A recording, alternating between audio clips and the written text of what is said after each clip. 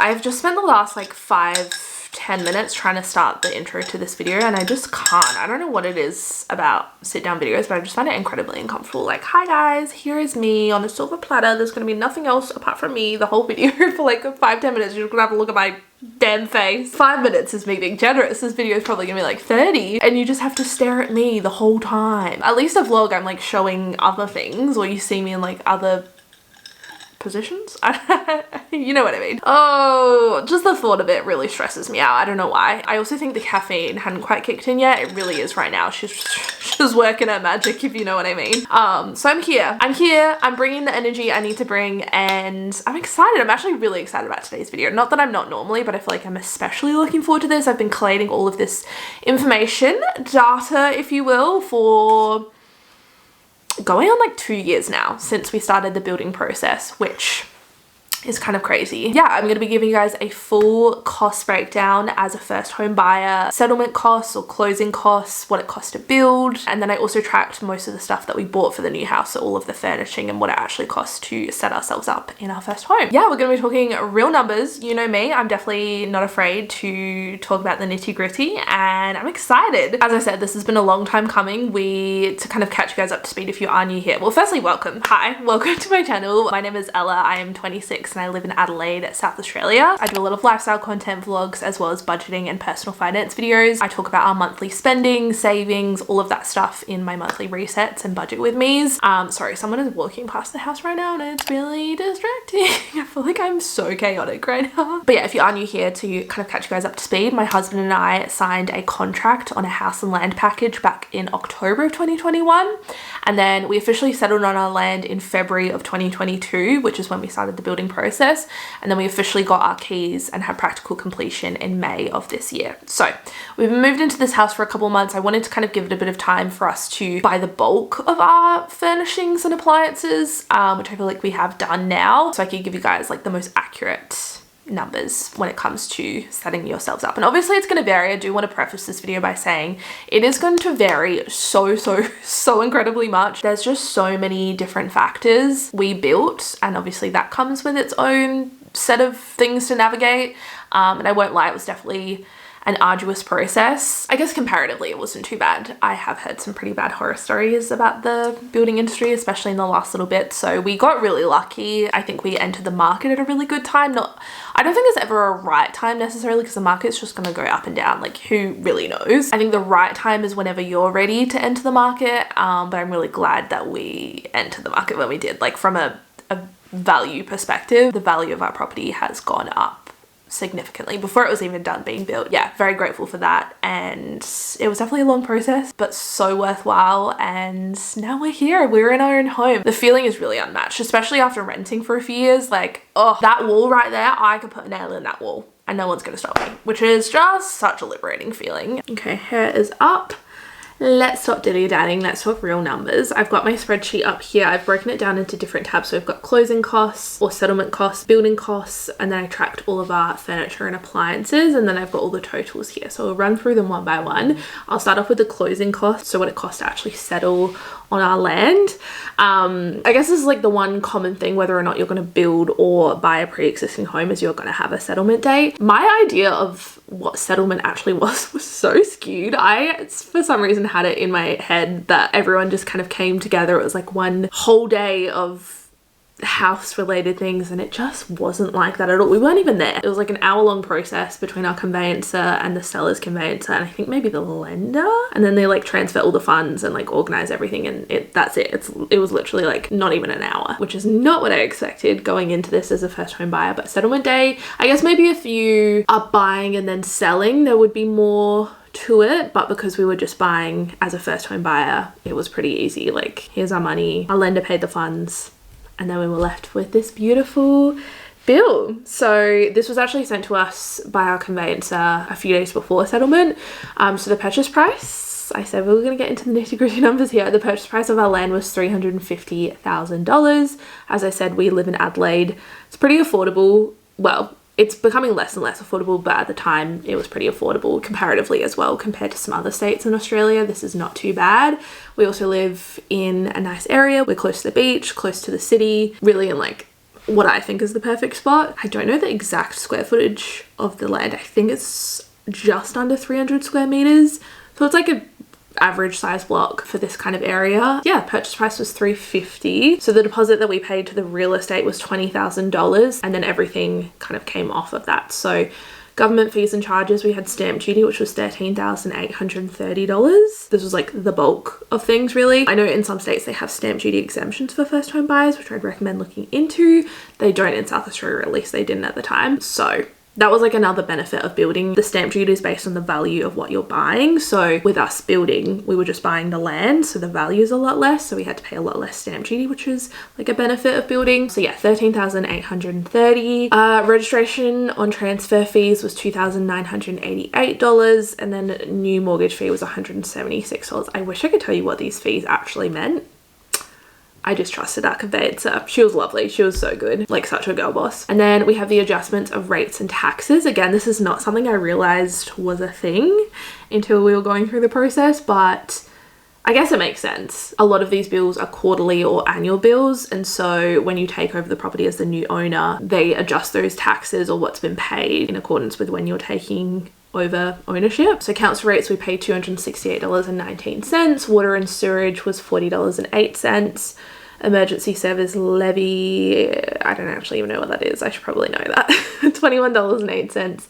And then the land tax, which is $60.29. And then for other fees, we had our first title insurance, which was $376.89. I don't remember the specifics of this, but it was recommended by our conveyancer. I think it has something to do with if there's any potential legal fees when it comes to the boundary line or anything related to the land, especially because it was a new first title, because the builders had bought a huge block and then subdivided it into 3, which was quite common. And so yeah, first title insurance to cover any legal fees that might arise in case there's any dispute over the boundary. And then electronic settlement fee, which was $117.92. And then we had our conveyancing fees. We paid $34.38 for the order certificate of title, a whopping $2.81 for the historic title search, and then $880 for professional fees, so the actual cost of the conveyancer. And then we had our mortgage. So this is the amount our lender was giving on the day, so $339,937.50. You don't see any of this money, by the way.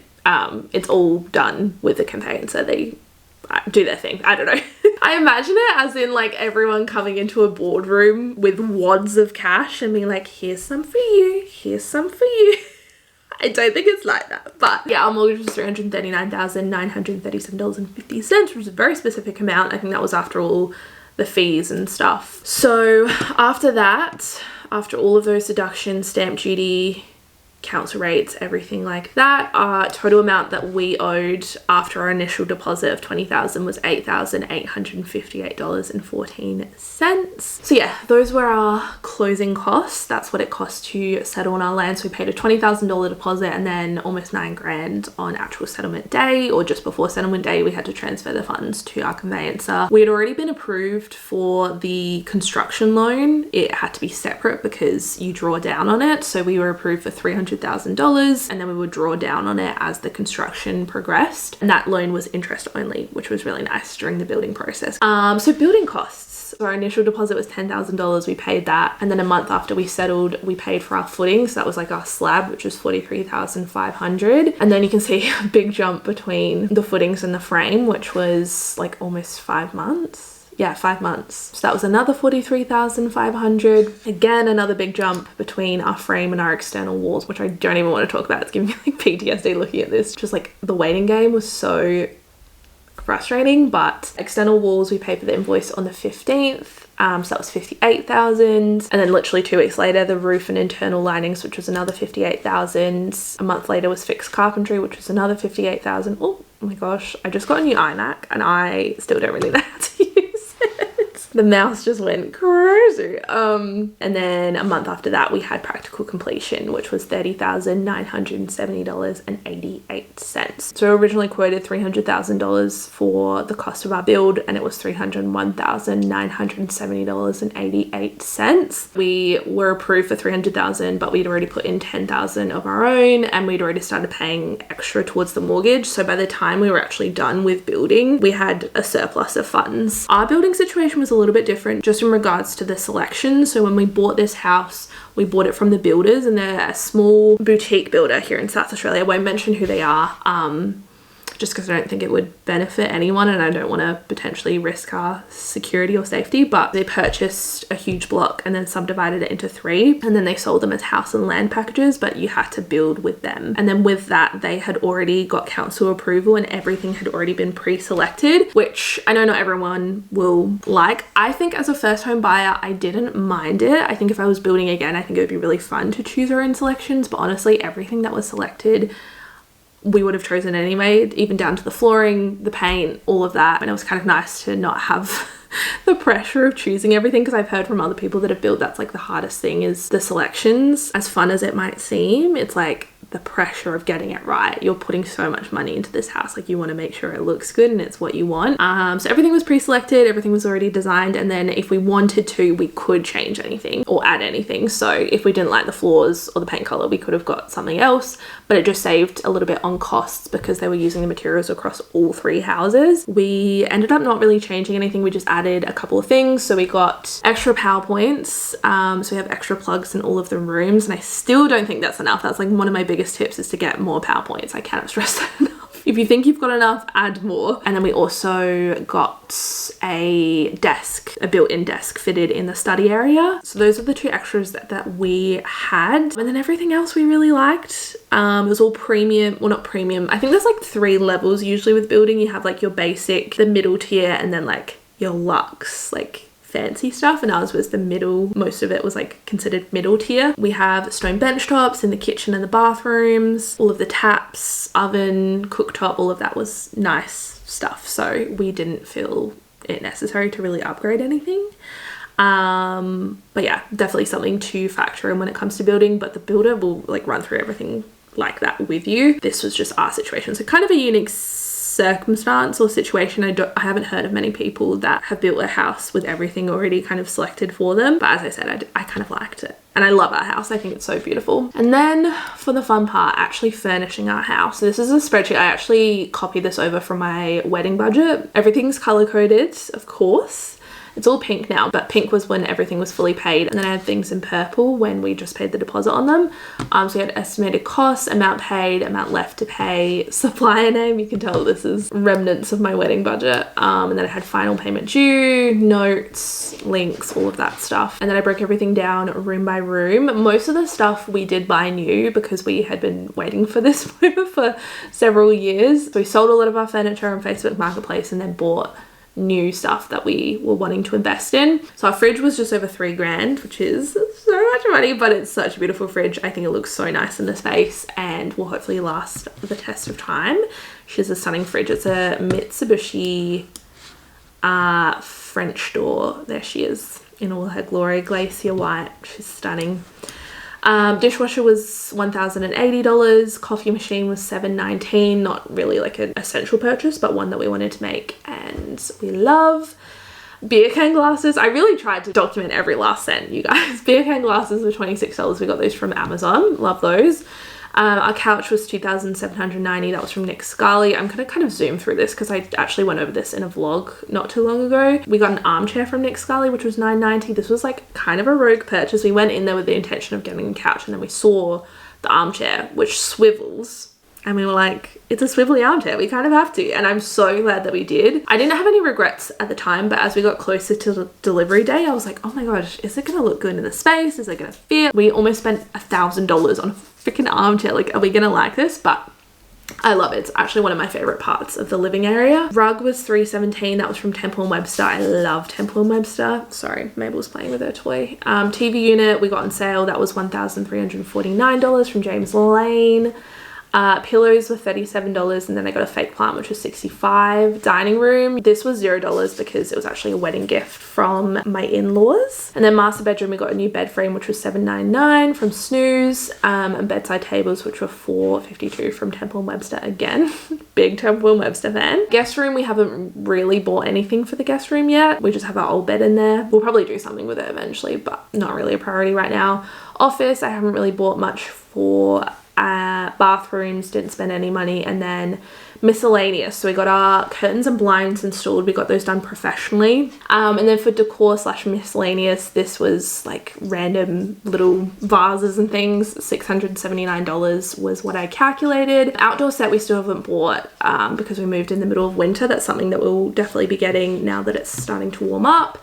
But total amount that we spent was $17,585. So our totals, we paid $30,000 towards our initial deposits, $8,858.14 on settlement costs, and then just over $17,500 on furnishing and actually setting up our home. So our total amount was $56,443.14.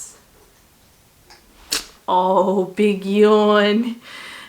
I thought I would finish off this video by answering some questions. So I asked you guys on my Instagram story for any house related questions, and I'm just gonna pick a few and answer them. I actually got some really good ones.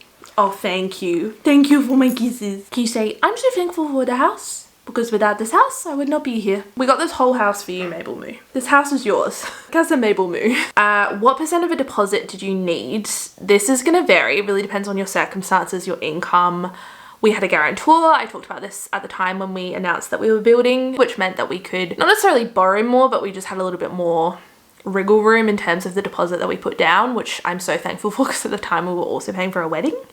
And it's just been really nice to be able to set ourselves up in this house, pay more towards our mortgage now that we're done with the wedding. And yeah, it's just given us a lot of security, I guess, and more flexibility with the money that we do have still in our account. So I think our deposit ended up being like 5 or 6%, but you could do it with a lot less, you could do it with a lot more of a deposit. It really depends on your situation. What's your current interest rate? As you would have seen, our loan is split. So our build loan is a fixed rate at the moment. It's actually up in February of next year, so kind of coming up soon. That one is fixed at 2.69%. And then our variable home loan is currently at 6.39%. Was there any unexpected costs that you didn't foresee? For example, footings going up? No, we got really lucky with all of our building costs being exactly what we expected. We didn't have to pay any extra, even though the cost of materials and labor had gone up exponentially in the time that we started building or when we signed our contracts. Think about it, from like 2021, end of 2021 to mid 2023. During that time frame, the cost of everything had gone up, but our building costs didn't, which I'm so grateful for. So very blessed in that regard. Have you found your mortgage plus water rates, etc., to be a lot more expensive than renting? Definitely. Just the cost of our mortgage alone is more than our rent ever was, but we knew that going into it. Obviously there's pros and cons to renting. I actually think there are so many perks of renting, and I think if you're moving out for the first time, I could not recommend renting enough. I think it really solidified a lot of the things that we wanted in our home, but also in just like budgeting and expenses and stuff. But yeah, it definitely costs a lot more to maintain a home that's yours, especially in this economy. So it's definitely not cheaper. It's a lot more. What build additions slash upgrades do you think are worth the money and what's not? As I said, with us, our situation was kind of a little bit different because all of the selections were made for us and they were already like upgrades. A lot of the things, like our oven and our bench tops, we got stone bench tops in the kitchen and the bathrooms. Even things like our flooring, that was upgraded, just little things like that. So we personally didn't make any conscious decisions other than putting in more PowerPoints and putting a built-in desk. But if there was an area that I would spend more money on, I've heard that the bathrooms and the kitchen are the place to do it because that's where there's more value, I guess, when people are looking at purchasing your home. But it really depends on you. Like if you're going to be the one living in it, yes, you've got to think about when you go to sell it, but also at the same time do what makes you happy and what makes sense to you. Were there any costs that you didn't budget for, or any that shocked you with the money?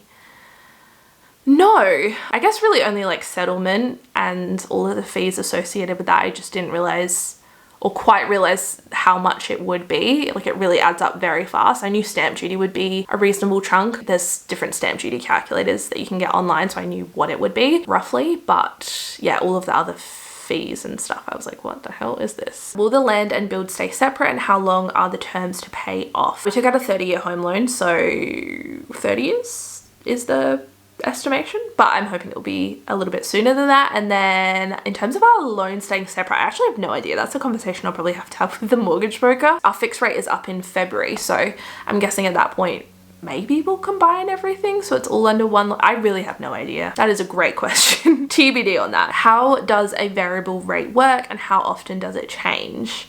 This is a really good question, and one that I had no idea about until we got a mortgage. I was like, what is this variable interest rate? Like, what actually does it mean? And it's not until the interest rates started changing, you hear it in the news, you're like, oh, I get it now. Basically, the Reserve Bank of Australia, or the RBA, please take this with a pinch of salt. I should preface this because I might have got the complete wrong end of the stick. The Reserve Bank of Australia are the ones that like monitor the economy, I'm pretty sure. Now I'm saying this, I'm like completely doubting everything I'm saying. And if there's inflation, they will increase the cash rate, which is then passed on to like the big banks, and then the big banks will usually change the interest rate. So when you see that the RBA has changed the cash rate, it usually means that an interest rate change is coming as well.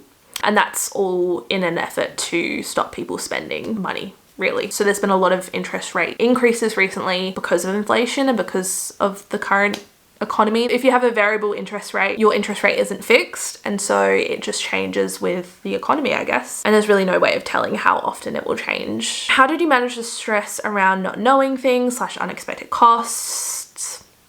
Really just closed our eyes and hope for the best, really. We were very lucky that everything was pretty much fixed. So it was more so in like knowing when we were going to be moving was probably the hardest thing. And just a lot of delays and just watching nothing happening at the building site for ages. That was hard, but in terms of everything else, it was pretty good. That's all part of building, isn't it? The joys of building. A lot of unexpected costs that we didn't know about. Honestly, nothing. I wish I had a horror story for you all so we could all learn a lesson, but I really have nothing. Would you build again or just buy an existing house? I would definitely build again.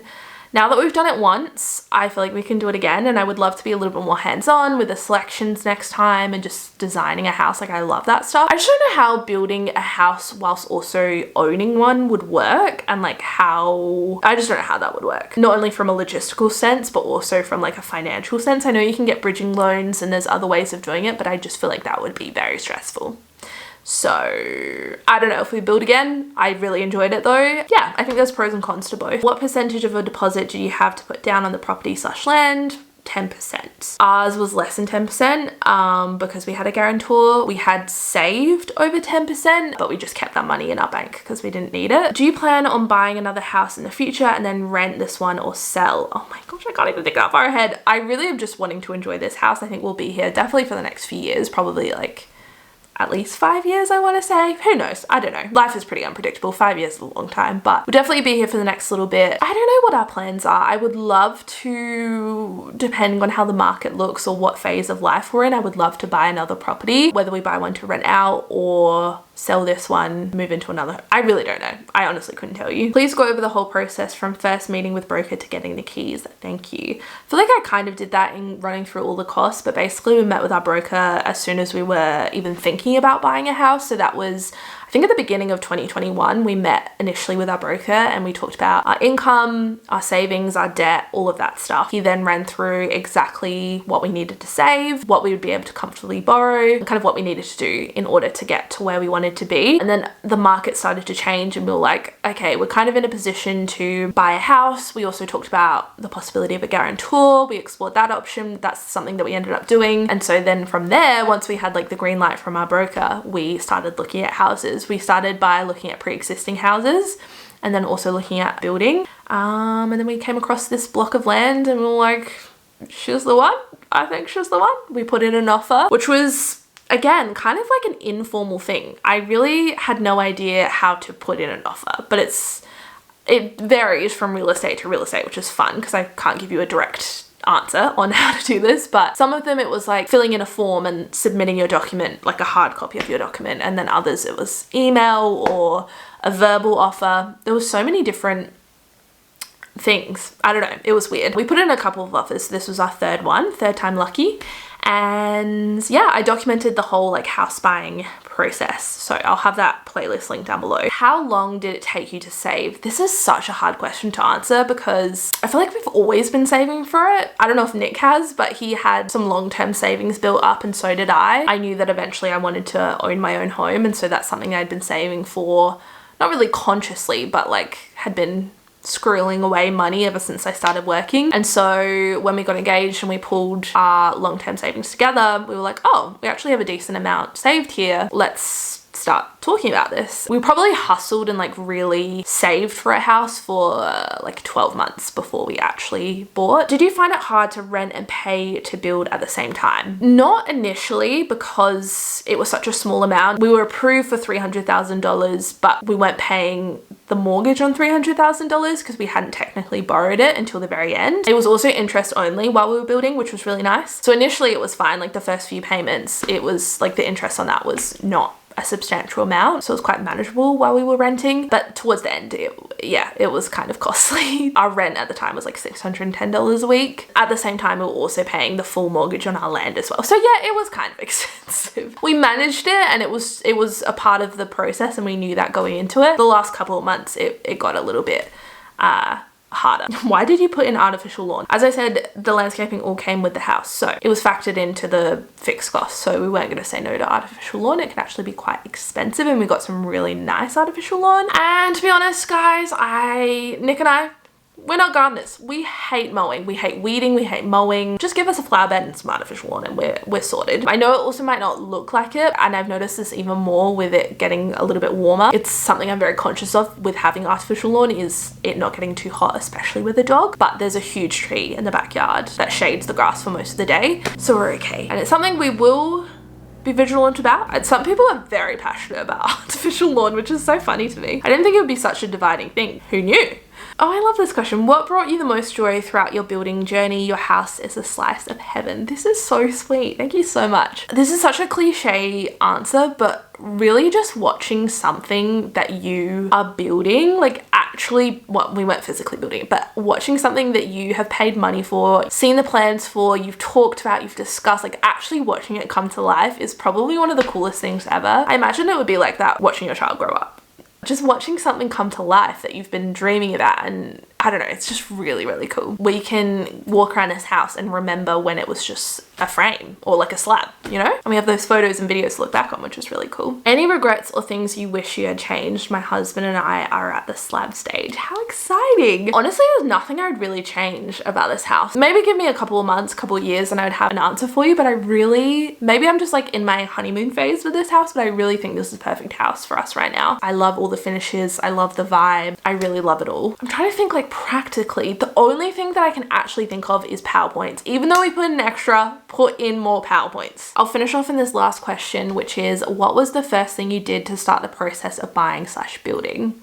We spoke with a broker. It's no cost to you, and if they do charge you, that's a huge red flag and I get right out of there. But just meeting with a broker, running through your options, seeing what kind of position you're in. You may even be in a position to buy right now and you might not even know it. We were. So yeah, that is my final cost breakdown of our house, our first little home. I feel like I've just divulged my deepest, darkest secrets with some of these numbers, but all in the spirit of transparency. You guys know I'm all about creating more of a open and honest conversation around finances, and I think buying your first home is such an exciting but daunting prospect, and I just hope that this video can be a little point of reference for you guys that are also thinking about buying your first home. I wish there was a video like this when we were going through the process, because I just had no idea what I was in for. Anyway, I'm gonna end off this video here, but thank you guys so much for watching. I really hope you enjoyed. If you did, don't forget to give it a thumbs up. It really helps my channel out, and I'll see you guys very soon for another video. Bye guys.